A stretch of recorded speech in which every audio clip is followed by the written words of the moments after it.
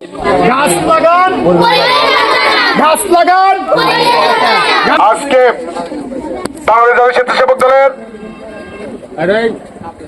আমাদের প্রতিষ্ঠা বার্ষিক উপলক্ষে আমাদের আপনাদের মাননীয় প্রধানমন্ত্রী জনাব তারেক রহমান সারা বাংলাদেশে বৃক্ষরোপণ এবং চারা বিতরণের যে ঘোষণা করা হয়েছিল তার উপলক্ষে আমরা রায়গঞ্জ উপজেলা স্বেচ্ছাসেবক দলের পক্ষ থেকে আমরা এই স্কুলের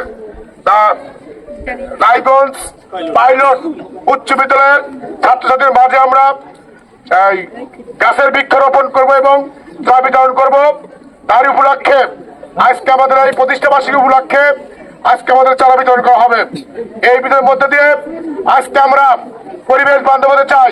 আমার মা বোনেরা যারা আছেন, বোনেরা আছেন যারা, আমার ছোট ভাই বোনেরা যারা আছেন, প্রত্যেকটির বাড়ির আঙিনাতে একটা করে গাছের রোপণ করবেন, ঔষধি এবং ফলের পরিবেশন তৈরি করবেন।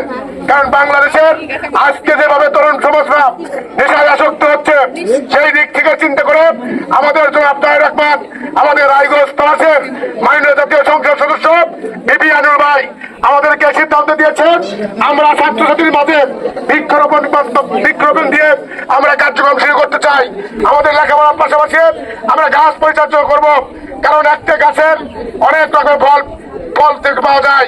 আমার যেগুলো ভাই বোনেরা আছেন, তোমরা তোমাদের মা বোনদেরকে বলবেন মোকাদ্দেস সোহান ভাই আগামীতে রায়গঞ্জ চেয়ারম্যান পদপ্রার্থী হয়েছে, তারা আমাকে ভোট দিয়ে সহায়তা করে।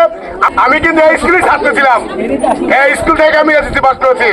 আজকে আমি রায়গঞ্জ উপজেলার সাথে আহ্বায়ক হয়েছি, আমি আজকে রায়গঞ্জ চেয়ারম্যান পদপ্রার্থী হয়েছি।